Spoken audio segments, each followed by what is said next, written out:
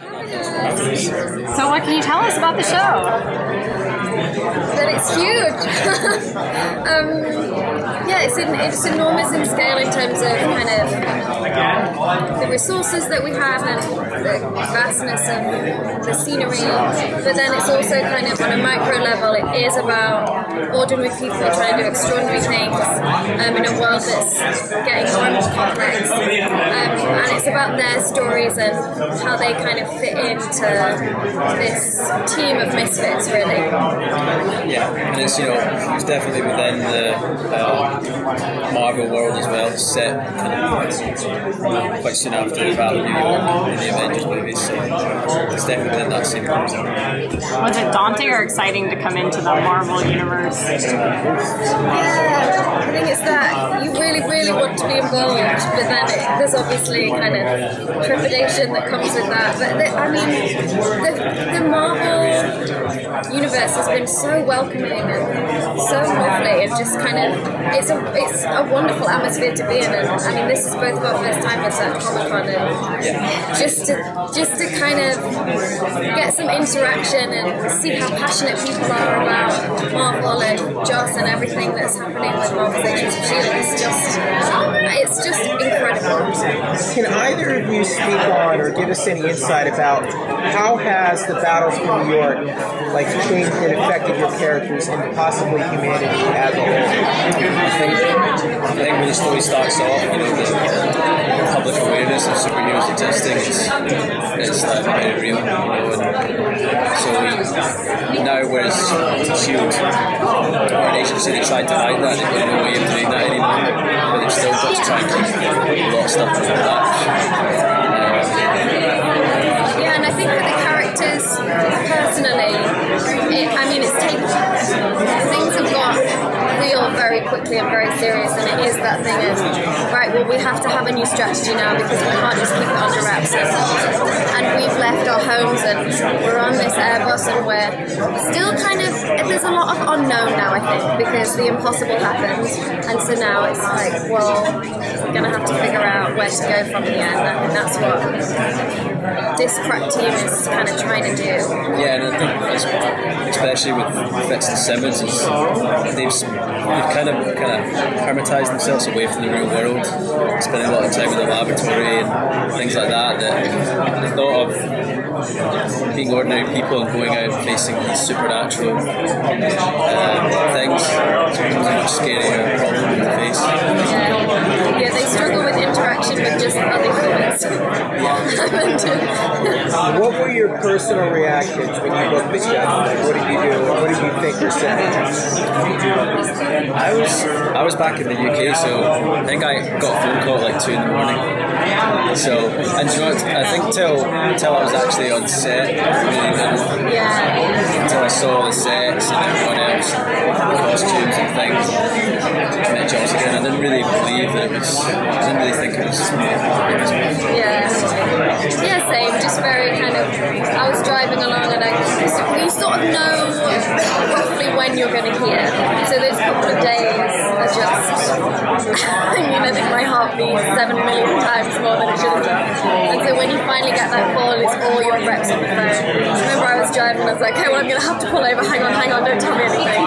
And then just had to sit there. It's sort of it's a personal achievement that no one else can really understand, because it's your dream, it's what you've always wanted to do, and so when you get that call that says you're going to go get to play with really cool people in a really cool place, it's phenomenal. And was it like winning the lottery, because you also get Joss Whedon? Yeah, for sure. What do you think about it? I mean, the Comic-Con experience and the fans? Was there a certain amount of pressure? People are very I think it was. I've never filmed something before and then sat with 4,000 people in the audience and listened to their reaction. And you know that they're fans of Joss and Marvel and stuff like that. It's the best way to watch stuff. Yeah, for sure. Maybe it rubs your ego a little bit too.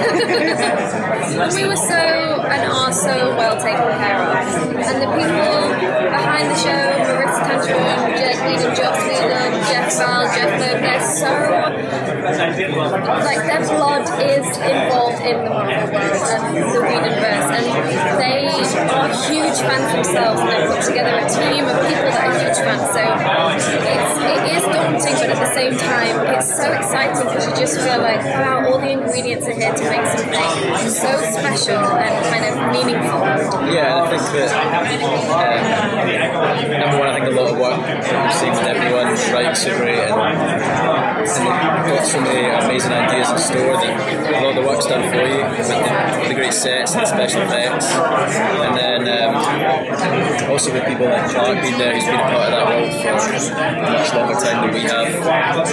You know, and instantly there's a lot of respect as soon as you meet him because of that, and he kind of mirrors his character on screen and off screen, because he's the head of the team on screen, but he kind of is as well off screen as well. Movies and TV shows affect you in the work that you do? Have you been fans of the genre type of television or films before, or do you like superhero movies or procedurals, or what's sort of your take on entertainment? I mean, I'm partial to any massive fights and explosions and stuff in movies, but I think really anything that has a great script and great characters that you can relate to, that's always what draws me into anything. I love comedy, but then I also love the new array of gritty dramas that are here where there isn't the kind of sheen to it, and then more produced stuff. I think as long as there's some sort of soul in there, then it definitely draws me in. Yeah. The Coulson character has really blown up. He's in the comics now. He's in animation. He has an action figure. Have they asked you about could your likeness appear in a comic? Could it appear in animation too, or in plastics form as an action figure? Would you like to see that? Classified information. What was that? Classified information. Oh, okay. What do you think makes Joss and makes him such a unique? I think that he's created such a coherent world from something like the Avengers, and just in the sense of filming with him, is like you come on set with knowing all that, feeling like you're very the safest chance you can be in that situation, and knowing as well that when they're telling stories with a team, a group of characters, is master of that type of thing. And also at the same time, when you go in, even though there's a lot of rules, it's more you need to stick by in that world. He's very he's very open to everyone's ideas, and he always wants to try everything once and see how we can make something better if it's possible. So it gives you a lot of freedom as well. So. I think I initially was so anxious about meeting him and just thinking, oh my gosh, I'm going to see this god and I've got to audition in front of him, this is just ridiculous. And then you meet him and he's the nicest person, such a kind soul, very humble. And it makes sense because they're the characters that he's interested in and they're the worlds that he creates. And I think that people relate so much with him and his work because he is that guy that's an ordinary guy doing extraordinary things, and he cares about that person that doesn't have a voice and he gives them a voice. And to meet him, he's just a regular guy. He happens to be Joss Whedon. And your characters are the scientists of the group, right? Yeah. And how has that been? Are you still learning a lot more about them? And is it fun to I think there's a sort of be the geeks, I guess? Yeah, there's a big part of doing research and learning as you go, and then also knowing that the writers research it really heavily, and they've got advisors that before, change stuff on set or the day before. or whatever. So, but yeah, you sort of make sure that we understand it before we're doing it, and make sure it's kind of coherent and that's all. Yeah.